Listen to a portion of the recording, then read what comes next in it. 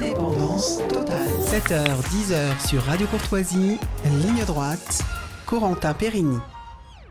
Alors aujourd'hui, les catholiques du monde entier fêtent le mercredi des cendres qui marque le début du temps du carême. Alors ce temps est-il un temps de privation, un temps d'ascèse, un temps de joie? Quelle est la signification des différentes étapes du carême? Pour en parler ce matin, nous sommes avec le père d'Anziec. Bonjour monsieur l'abbé.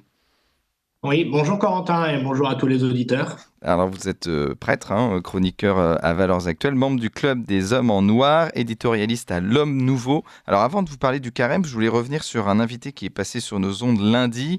Il a parlé de son séjour à l'abbaye de la Grâce. Il s'agit de Michel Onfray. Alors il a vanté notamment la messe dite en forme extraordinaire, la messe tridentine de l'abbaye de la Grâce. Vous êtes au Christ-Roi, vous êtes aussi attaché à cette forme extraordinaire. Ça vous étonne que Michel Onfray, qui est un philosophe plutôt athée, on va dire qui vient de la gauche, qui était à un moment plutôt anticlérical, fasse l'éloge de la messe tridentine? Qu'est-ce que vous en pensez? Alors non, ça ne m'étonne pas. Évidemment, après, on peut constater certaines fois la beauté. Certaines fois, c'est ce qu'on observe, nous, quand on est prêtre.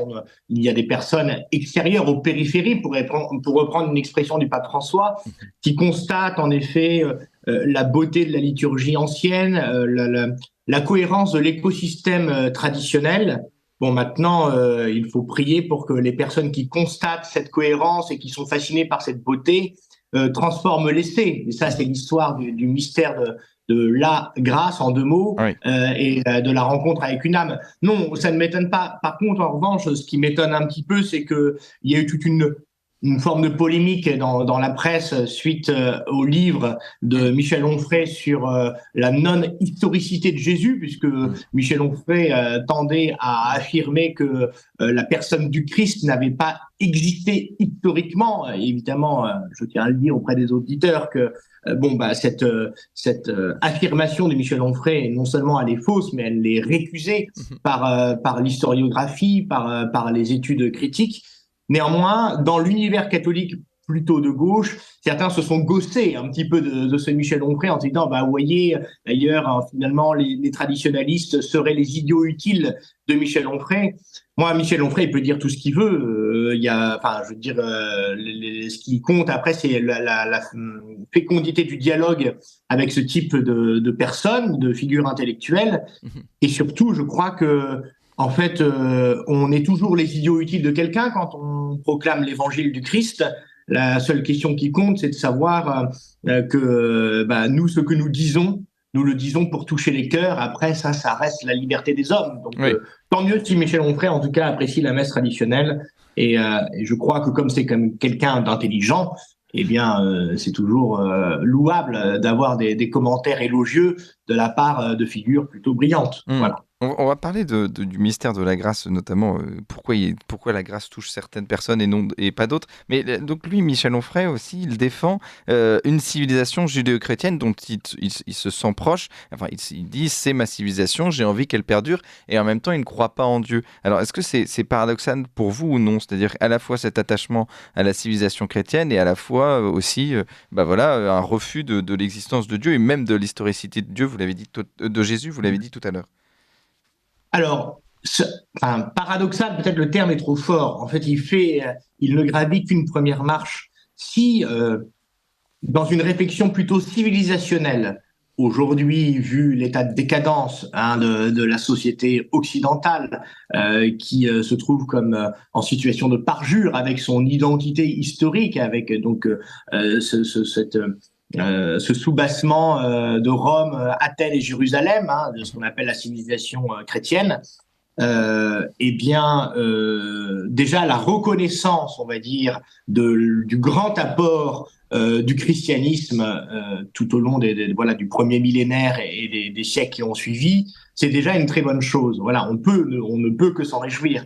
Après, vous voyez, ça c'est le prêtre qui parle. Moi, je crois que de toute façon, on ne peut échapper à la grande rencontre avec le Seigneur. Voilà, le Victor Hugo disait que le Dieu c'était à la fois celui qui était l'inconnu, l'inaccessible et l'inévitable. Voilà. Donc à la fois Dieu évidemment est très loin, mais il est inévitable. On va un jour le rencontrer. Donc moi, ce que j'espère, c'est que de cette réflexion plutôt d'ordre civilisationnel, il se succède ensuite une réflexion plutôt d'ordre vraiment spirituel, personnel. La foi catholique, c'est d'abord la rencontre avec la personne de Dieu, avec Jésus. Et je la souhaite pour Michel Onfray comme je la souhaite à tous mes contemporains.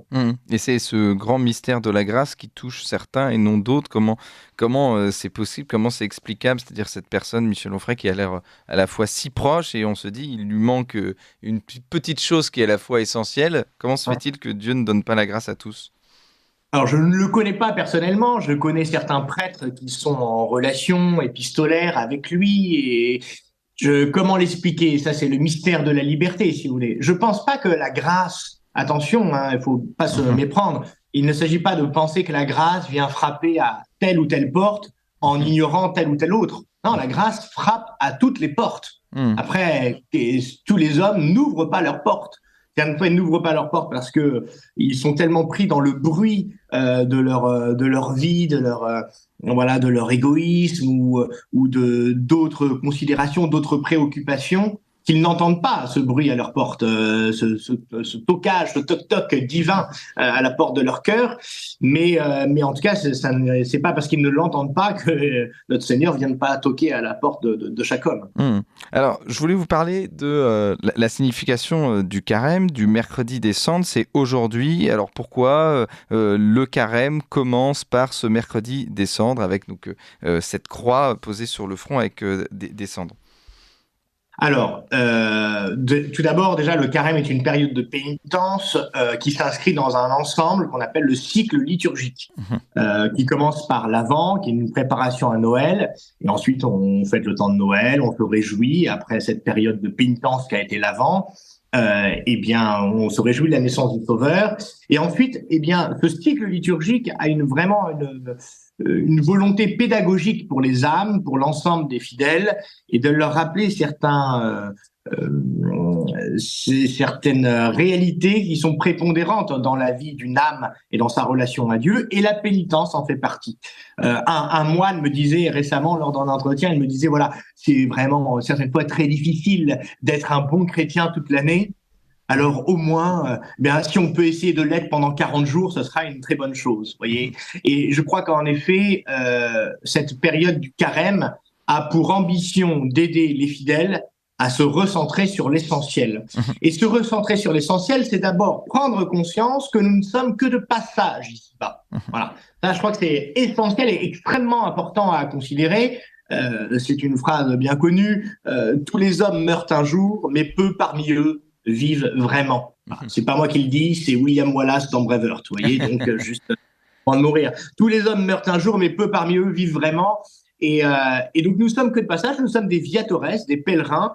Nous sommes voués à un jour à mourir et à notre corps à se putréfier sur la dalle d'un tombeau. Ce que va dire le prêtre, en somme, il va pas le dire comme ça exactement, il va pas dire tu es voué à être putréfié sur la dalle d'un tombeau, il va dire souviens-toi que tu es poussière et que tu retourneras à la poussière. Voilà, donc tout est vanité des vanités. En revanche, il n'y a qu'une seule chose qui compte, eh bien, se relier à Dieu. Et pour cela, eh bien, il s'agit de prendre un peu de conscience de qui on est. C'est-à-dire, nous sommes à la fois faits pour Dieu, mais nous sommes aussi des pécheurs. Cette réalité du péché nous envahit. Certaines fois, elle nous accable. Et donc, il s'agit de s'en défendre et au moins d'essayer de réparer nos fautes passées et de montrer un peu à Dieu eh bien, qu'on l'aime. Parce que ça aussi, c'est un point caractéristique de ce qu'on appelle l'amour, parce que je crois que le carême est une grande affaire d'amour avant toute chose. Ce n'est pas d'amour dont nous avons besoin, vous, Corentin, moi, nous n'avons pas besoin d'amour. Nous avons besoin de preuves d'amour, ce qui est très différent. Voilà. Et donc, pendant le carême, nos efforts, c'est-à-dire nos prières, nos mortifications et nos aumônes, doivent être l'occasion pour nous de montrer à Dieu, de lui prouver d'une certaine façon que nous l'aimons. Alors justement, ce temps de 40 jours, c'est long. Hein. Pourquoi 40 jours? Pourquoi il est nécessaire 40 jours pour montrer à Dieu qu'on l'aime? Alors, il y a toujours dans la vie chrétienne une boussole qui doit guider notre conduite, c'est celle de nous configurer à la personne du Christ. il y a un petit livre spirituel qui est le plus vendu au monde après les Saintes Écritures, après la Sainte Bible, qui est un auteur d'ailleurs anonyme, ce qui montre bien que ce qui est beau dans l'Église, c'est que certaines fois les plus belles choses, nous ignorons quelle en est la source, comme je ne sais pas le vitrier qui a fait la rosace de Chartres ou tel sculpteur qui a fait telle gargouille de telle autre cathédrale. Eh bien, ce petit ouvrage qui a été le plus vendu s'appelle L'imitation de Jésus-Christ. Et donc, nous sommes invités à nous configurer au Christ, je dis, et cela passe par son imitation, notamment sur sa vie terrestre. Et avant de commencer sa vie apostolique, notre Seigneur Jésus-Christ a jeûné 40 jours et 40 nuits dans le désert. Donc, il s'est retiré du monde comme une sorte de retraite spirituelle. Non pas que notre Seigneur ait eu besoin, évidemment, de cette retraite pour être un meilleur Christ, j'allais dire, mais c'est pour nous montrer l'exemple. Et dans les Saintes Écritures, dans l'Ancien Testament, nous avons des préfigurations de ces fameux 40 jours, notamment la grande figure de Moïse, qui, avant de pouvoir toucher les tables de la loi, là où était écrit le décalogue, je rappelle, 2 tables de la loi, non pas 5 commandements sur l'une et 5 commandements sur l'autre, non, 3 commandements sur l'une, les 3 commandements qui touchent Dieu, et les 7 autres commandements sur l'autre table qui touchent l'homme dans sa relation avec lui-même et avec son prochain. Et Moïse, pour pouvoir accéder à ces tables sacrées, ô combien sacrées, eh bien, il fallait lui-même qu'il fasse 40 jours de prière, 40 jours de jeûne, 40 jours de pénitence. Et donc nous, c'est un peu cela. Nous allons fêter la grande résurrection du Seigneur à Pâques. Voilà, nous allons fêter le fait qu'il soit devenu victorieux sur la mort. Lui seul a vaincu la mort en se ressuscitant lui-même. C'est son plus grand miracle. Et bien, pour se préparer à cette grande fête, eh bien, on va essayer de travailler un petit peu, de faire transpirer un peu son âme. Alors, parce que le carême finit à la veillée pascale le samedi soir, ou alors avec à Pâques le lundi. Il y a toujours une sorte de... Oui, alors non, ça finit. Le carême finit à l'heure de la vigile pascale, où véritablement, pendant la vigile pascale, enfin, le célébrant, le prêtre, va dire pour la première fois le mot interdit de ces 40 jours à venir, le mot Alléluia. Je suis désolé, je l'ai formulé. Mais voilà, on est déjà en carême, oui, tout à fait. Eh oui, ça a commencé, ça y est. Alors pourquoi on ne doit pas dire Alléluia, justement ? Eh bien, parce que c'est un cri, si vous voulez, d'action de grâce, et que là, pour le moment, eh bien, on se cantonne un petit peu à une forme d'introspection, à une forme d'austérité, n'ayons pas peur du mot, pour tout simplement, nous recueillir et vivre tout cela avec une certaine gravité. Vous voyez, on va pas faire un cri de joie, d'exultation, comme si nous étions un supporter du 15 de France. Lorsque le 15 de France gagne un match, j'entends, et on va pas faire un cri de cet acabit, par exemple à l'heure des obsèques de quelqu'un. Évidemment, ça n'a pas de sens. Eh bien, voilà, le carême, c'est un temps vraiment de recueillement. D'ailleurs, pendant le carême, il y a des choses normalement qu'on doit stopper de faire, voilà, parce qu'il s'agit d'être concret. D'ailleurs, le cardinal Sarah, dans son livre Pour l'éternité, qui a été publié il y a 2-3 ans, disait bien que certaines fois, dans le climat ecclésial actuel, on prend le risque un peu de spiritualiser au mauvais sens du terme les réalités chrétiennes radicales. C'est-à-dire qu'on va dire, non, mais ce qui est important pendant le carême, surtout, c'est le jeûne du cœur et de l'esprit, c'est d'être gentil avec son prochain, etc. C'est vrai, évidemment que c'est important, mais nous sommes de chair et d'os. Et nous avons besoin d'être soutenus par le jeûne, un jeûne physique, c'est-à-dire des mortifications corporelles, prendre une douce froide, se priver de sucre dans son café, ne pas prendre de goûter, cesser peut-être son petit apéritif quotidien, si jamais il était quotidien, et s'il est hebdomadaire, peut-être le mettre en sommeil. Vous voyez, tout un tas de choses. D'ailleurs, il y a tout un tas de programmes qui existent aujourd'hui sur le carême. Alors justement, sur le carême, comment passer un bon carême ? Parce que, donc, on l'a dit, c'est à la fois un temps de privation, d'ascèse, mais en même temps, ça doit être un temps de joie. Comment, à la fois, ne pas tomber dans le laxisme, c'est-à-dire faire des efforts superficiels, ni tomber dans le dolorisme, se flageller. L'idée, c'est pas de se flageller, évidemment, mais quelle est la ligne de crête à trouver entre le laxisme et le dolorisme ? Quoique ça ne serait pas interdit forcément de se flageller. Je rappelle que ça faisait partie de la tradition ecclésiale pendant très longtemps. Voilà, même une grande partie du clergé avait une discipline, c'est-à-dire une sorte de petit fouet qu'on faisait dans le secret. C'est pas, voilà, faut pas non plus dire que tout ça c'est remis seulement au Moyen Âge. Mais en effet, le carême, c'est pas un défi physique, c'est pas un régime drastique, c'est pas une continence stoïcienne. Hein. C'est pas une sorte de rodomontade de jeûne ou une escalade dans l'abstinence. Non, non, non, non. Le carême, c'est d'abord, je l'ai dit, une affaire d'amour. Et pour cela, eh bien, une affaire liée, on l'a dit, que c'est lié au péché, hein, on va jeûner, si vous voulez, pour vraiment, dans l'humilité, essayer d'effacer nos péchés. Alors très concrètement, il y a 3 axes, hein, la prière, la mortification et l'aumône. Pendant le carême, chaque fidèle, par la prière, est d'abord invité à réaliser que souvent nous, vous, moi, enfin nous tous, on se trouve comme assoiffés, on meurt de soif, alors que nous sommes à côté d'une source. On est à côté de Dieu, qui peut étancher notre soif. Voilà.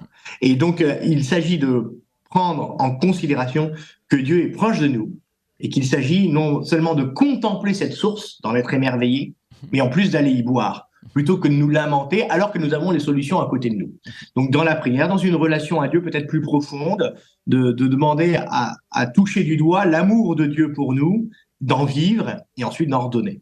Ensuite, la mortification, eh bien, parce que voulez-vous, j'en suis le premier exemple. Je préférerais toujours, si vous voulez, à une pizza sur un canapé qu'un chemin de croix dans une église froide. Enfin, c'est normal. Enfin, c'est comme ça. On préfère le confort à l'inconfort. Et pourtant, c'est une phrase de Gustave Thibon que j'aime beaucoup. Il dit le bonheur m'a souvent dilaté, seule la souffrance m'a fait grandir.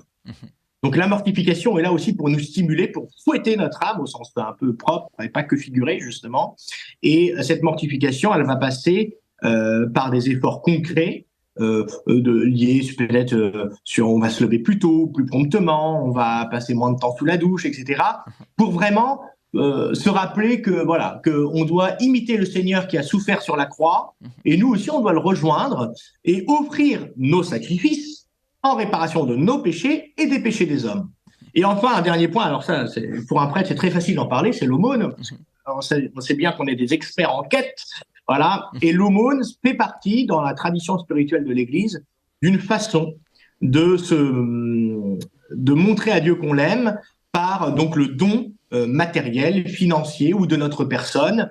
Voilà, c'est une phrase de saint Ambroise aussi qui dit nous ne serons pas jugés sur ce que nous avons donné, nous serons jugés sur ce que nous aurons gardé. Voyez.